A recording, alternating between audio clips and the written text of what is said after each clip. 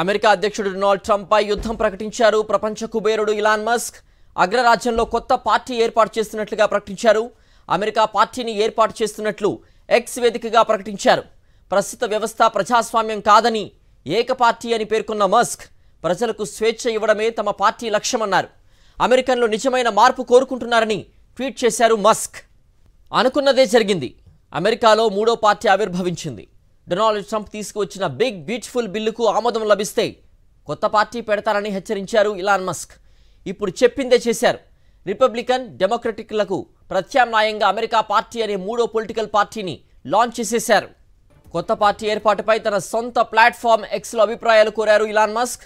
Big beautiful bill ఆమోదం నేపథ్యంలో మూడో పార్టీపై ట్విట్టర్లో రెండోసారి పోల్ పెట్టగా 12.48 లక్షల ఓట్లొచ్చాయి. 65.4% మంది మూడో పార్టీకి ఓటేశారు. దీంతో కొత్త పార్టీ నిర్ణయం తీసుకున్నట్లు ప్రకటించారు మస్క్. డొనాల్డ్ ట్రంప్ రెండోసారి అమెరికా అధ్యక్షుడిగా ఎన్నికయ్యేందుకు $100 మిలియన్ ఖర్చు చేశారు ఇలాన్ మస్క్. ఎన్నికల్లో ఆయనకు మద్దతుగా ప్రచారం సైతం నిర్వహించారు. ట్రంప్ అధికారంలోకి వచ్చిన తర్వాత డిపార్ట్మెంట్ ఆఫ్ గవర్నమెంట్ ఎఫిషియన్సీకి అధిపతిగా పనిచేశారు. ఈ సమయంలోనే ఖర్చులు తగ్గించేందుకు మస్క్ అనేక కఠిన నిర్ణయాలు తీసుకున్నారు.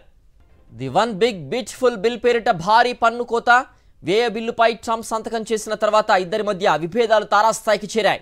ఈ క్రమంలోనే మస్క్పై విరుచుకుపడ్డారు ట్రంప్. అవసరమైతే ఇలాన్ మస్క్ను అమెరికా నుంచి డిపోర్ట్ చేసే అంశం కూడా పరిశీలిస్తామని ప్రకటించారు. నియంతృత్వంతో ప్రజా ఉద్యమాలను ఆపగలరా?